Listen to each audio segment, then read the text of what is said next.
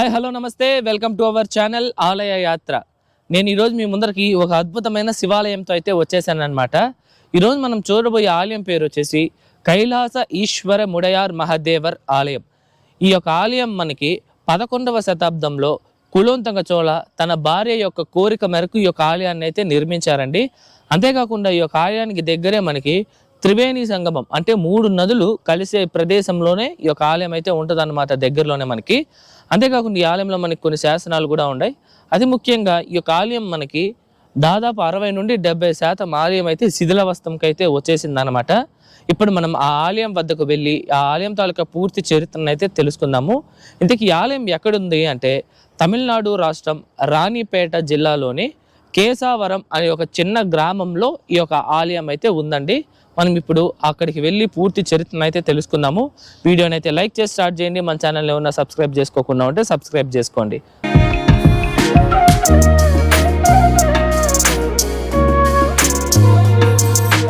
ఇప్పుడు మనం ప్రస్తుతం కేశవరం అనే ఒక గ్రామంలో అయితే ఉన్నామన్నమాట. మనం ఆలయంకి వెళ్ళే ముందు ఈ ఆలయానికి సంబంధించిన 3 నదులు సంగమించే ఒక ప్రదేశం అయితే ఉంది. ప్రస్తుతం దాన్ని కేశవరం డ్యామ్ అని అయితే పిలుస్తారనమాట. ఇప్పుడు రండి, ఇదే ఆ ఒక కేశవరం డ్యాము, మీరు చూడవచ్చు.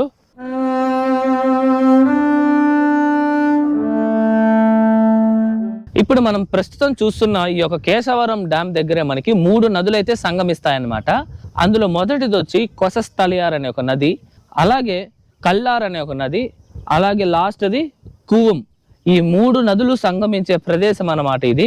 కాకపోతే ప్రస్తుతం ఒక్క చుక్క నీరు కూడా ఇక్కడ ఈ డ్యామ్ దగ్గర అయితే లేదు. అందుకనే మనం ధైర్యంగా ఇక్కడ నిలబడుకొని ఉన్నాం అన్నమాట.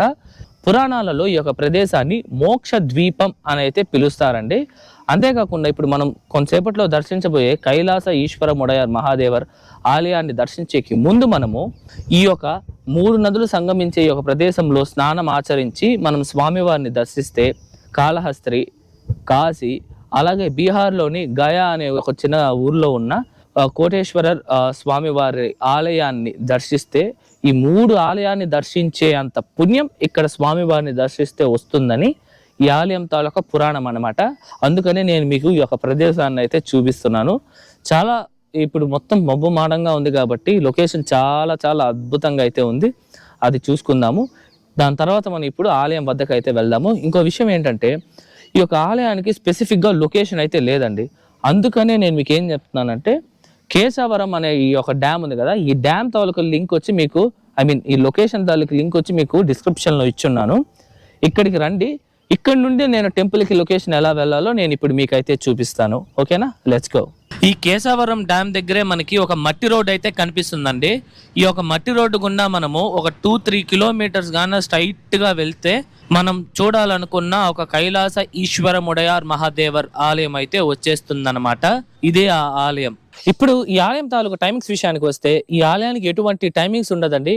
ఈ ఆలయం ఎప్పుడు క్లోజ్ లోనే ఉంటుంది. అయ్యోరు ఎప్పుడు వస్తారో తెలియదు, ఎప్పుడు వెళ్తారో కూడా తెలియదు అనమాట. మన టైం బాగుంటే ఇక్కడ నుండి మనం మీరు అక్కడ మీకు చూడొచ్చు, ఒక కిటికీ ఉంది, అక్కడ నుండి స్వామివారిని అయితే చూడొచ్చు. ఎప్పుడు ఆ ఒక తలుపు లేకుండా ఉంటే, తలుపులు వేసేస్తే స్వామివారిని కూడా మనం చూడలేమన్నమాట. ఓకే, ఇది ఇక్కడ ఉండే టైమింగ్స్. గుడి శిథిలం అయిపోయింది కదా, సో ఆ ఒక టైమింగ్స్ కూడా అదే విధంగానే ఉంటుంది. ఇప్పుడు మనం ఈ ఆలయం తాలూకా పూర్తి చరిత్రను అయితే తెలుసుకుందాం. పూర్వం చోళరాజైన కులోత్తుంగ చోళ, అలాగే ఆయన భార్య అయిన యజగళ ముడయాల్, వీళ్ళిద్దరూ కలిసి ఈ యొక్క కేశవరం పక్కనే ఉన్న తకోలం అనే గ్రామంలోని జలనాథీశ్వరర్ అనే ఒక ఆలయం అయితే ఉందన్నమాట. మన ఛానల్లో కూడా మీరు చూసే ఉంటారు. ఆ ఒక ఆలయంకి వచ్చి పరమేశ్వరుని పూజించి అక్కడి నుండి రిటర్న్ వచ్చేటప్పుడు ఈ యొక్క ప్రదేశంలో కేశవరంలో శివలింగం ఉందని అయితే తెలుసుకుంటారనమాట. అలా తెలుసుకొని మనం ఇంతకు ముందు చూసాం కదా కేశవరం డ్యామ్. ఆ డ్యామ్ దగ్గర 3 నదులు సంగమించే ప్రదేశాన స్నానం ఆచరించి ఈ యొక్క ఆలయం వద్దకైతే వస్తారు. ఇక్కడికి వచ్చి ఆ ఒక పరమేశ్వరుని అయితే వాళ్ళు పూజిస్తారనమాట. అప్పుడు కులోత్తుంగ చోళ యొక్క భార్యకి ఇక్కడ శివలింగం ఇంత అద్భుతంగా ఉన్నప్పటికీ ఆలయం లేదనే ఒక బాధ అయితే వేస్తుంది. అప్పుడు తన భర్త అయిన కులోత్తుంగ చోళకి మనమే ఇక్కడ స్వామివారికి ఒక ఆలయాన్ని నిర్మిద్దాము అని చెప్పగా తన భార్య కోరిక మేరకు కులోత్తుంగ చోళ ఈ యొక్క ఆలయాన్ని అయితే నిర్మిస్తారనమాట.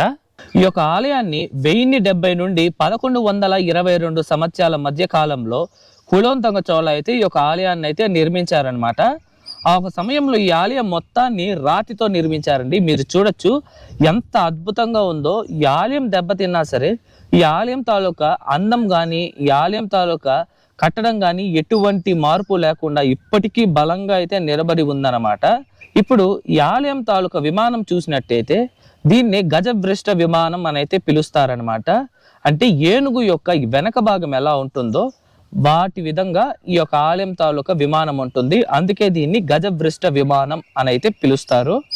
మనం ఇప్పుడు చూసిన ఈ యొక్క గజభ్రష్ట అనే యొక్క శైలిని చోళరాజులు 1000 సంవత్సరాల క్రితం చాలా చాలా అద్భుతంగా అయితే కట్టేవారండి. అంతేకాకుండా ఈ యొక్క శైలిని ఈ యొక్క చుట్టుపక్కల ఇప్పుడు మనం చూస్తున్న ఈ యొక్క ప్రాంతాలలో ఉన్న ఆలయాలలోనే ఎక్కువగా ఉపయోగించేవారు.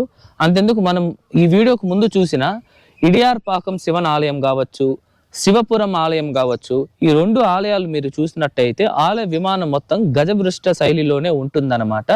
ఈ యొక్క శైలిని చోళరాజులే వాడేవారు, ఇంకే రాజులు ఎక్కువగా వాడేవారు కాదనమాట. ఇంత అద్భుతంగా అంత గుడి మొత్తం రాతితో నిర్మించినప్పటికీ ఈ ఆలయం ప్రస్తుత స్థితి మనల్ని బాధ కలిగిస్తూనే ఉంటుందండి. అలాగే నేను మీకు ఇంతకు ముందు చెప్పిన శివపురం కావచ్చు, ఎడయారపాకం కావచ్చు, కుళోంతక చోళ దర్శించిన ఒక తకోళం ఆ ఆలయం తాలూకా వీడియోస్ కూడా మన ఛానల్లో ఉన్నాయి. ఆ 3 వీడియోల తాలూకా లింక్ కూడా డిస్క్రిప్షన్లో ఉంది, చెక్ చేయండి. ఈ ఆలయం ముందుగానే చాలా దీనమైన స్థితిలో అయితే ఉండేదండి, చాలా శిథిలావస్థకు అయితే వచ్చేసింది అనమాట. ఇది ఎప్పుడంటే ఇది కూడా తకోళం యుద్ధం సమయంలోనే ఈ ఆలయం కూడా కొంత భాగం డ్యామేజ్ అయిందనే చెప్తున్నారు. మిగతా భాగం అంతా ఎవరు పట్టించుకోకపోవడంతో కాలక్రమేణా ఆ భాగం కూడా శిథిలం అయిపోయింది. ప్రస్తుతానికి ఈ యొక్క ఆలయం మొత్తాన్ని రీకన్స్ట్రక్ట్ చేసేటట్టు ఉన్నారండి. కిందున్న నేల భాగం మొత్తం నీట్గా పగలు కొట్టేసి మొత్తం కడుతున్నారనమాట. ఇక్కడ అది ఎవరన్నా అడుగుదాము కరెక్టైన సమాచారం అంటే ఇక్కడ ఎవరు లేరు. మనం మాట్లాడడానికి కూడా 4-5 కిలోమీటర్ల వరకు ఇక్కడ మనిషి అనేవారే లేరు. కాకపోతే ఇక్కడ మనకి కర్రలు అవన్నీ తెచ్చిపెట్టున్నారు కాబట్టి కొంచెం రీకన్స్ట్రక్ట్ పనులు స్టార్ట్ చేస్తున్నారని అనుకుంటున్నాం మనము. ఇప్పుడు మనం ఈ ఆలయం మొత్తం ఎలా ఉందనేది, అలాగే ఈ ఆలయం చుట్టుపక్కల ఉన్న విగ్రహాలను ఒక్కొక్కటిగా చూస్తూ వద్దాము రండి. మనకి ఈ ఆలయం మొదట్లోనే ఇక్కడ బలిపీఠం ఉంటుంది, అలాగే నందీశ్వరుడు అయితే ఉంటారండి. నేను మీకు చెప్పాను కదా ఆలయం మొత్తం రీకన్స్ట్రక్ట్ జరుగుతుంది, కొంచెం డ్యామేజ్ వర్క్స్ అంతా కంప్లీట్ చేస్తున్నారని. ఇందుకు కారణంగానే నంది విగ్రహానికి బలిపీఠానికి అయితే గుడ్డ చుట్టేశారు. సో మనం ఓపెన్ చేయకూడదు, అట్టే ఉండిచ్చేద్దాము.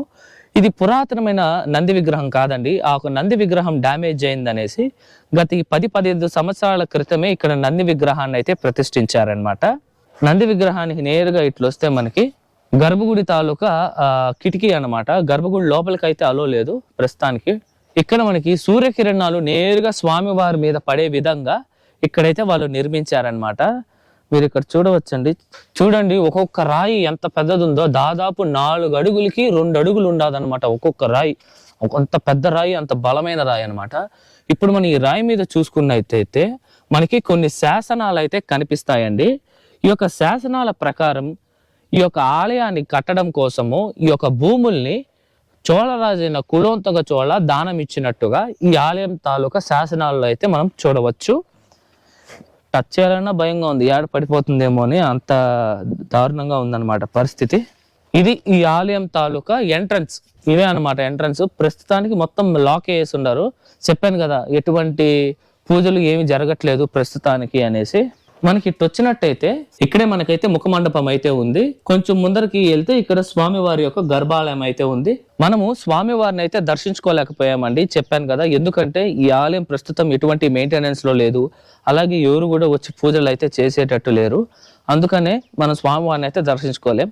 అయినా సరే నేను మీకు స్వామివారు ఎలా ఉంటారనేది ఫోటోలో ఇప్పుడు మీరు చూపిస్తున్నాను చూడండి.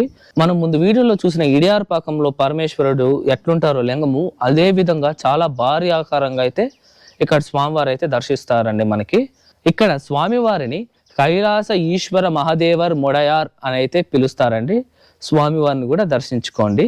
ఇప్పుడు మనం ఏం చేద్దామంటే ఈ ఆలయం చుట్టూ పగుది మొత్తంలో ఉన్న దేవదేవతల యొక్క విగ్రహాలను ఒక్కొక్కటిగా అయితే చూద్దామండి. మీరు ఇక్కడ చూసినట్టయితే మనకి విఘ్నేశ్వరుడు యొక్క విగ్రహం అయితే మనం చూడవచ్చు. సాధారణంగా వినాయకుడు మనకి కూర్చున్న భంగిమలో అయితే దర్శనమిస్తారు. చాలా రేరుగా స్వామివారు నిలబడుకొని ఉన్న విగ్రహాలను అయితే మనం చూస్తామండి. ఇక్కడ మీరు చూసినట్టయితే స్వామివారు 4 చేతులతో మనకైతే దర్శనమిస్తున్నారు. స్వామివారిని ద్వార గణపతి అని అయితే పిలుస్తారండి.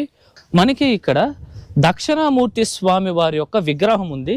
ఈ యొక్క విగ్రహం అయితే చాలా భాగం డ్యామేజ్ అయిపోయింది అనమాట. ఇక్కడ స్వామివారి కాళ్ళు కూడా లేదు, మీరు చూడవచ్చు. అలాగే చెయ్యి దగ్గర కూడా కొంచెం డ్యామేజ్ అయ్యి మొహం కూడా కొంచెం అరిగిపోయింది అనమాట. ఇదంతా అప్పుడు జరిగిన తకోళం యుద్ధంలోనే జరిగింది అని అయితే చెప్తారు. ఎప్పుడు అన్ని శివాలయాల్లో ఉండే విధంగానే ఆలయం వెనక పక్కన మనకి లింగోద్భవర్ యొక్క విగ్రహం అయితే ఉందండి. లింగోద్భవర్ యొక్క విగ్రహం కూడా దాదాపు 4 నుండి 5 అడుగులలో భారీ ఆకారంలో చాలా అద్భుతంగా ఉంది. అలాగే ఇక్కడ మనకి బ్రహ్మదేవుడి యొక్క విగ్రహం అయితే ఉందండి.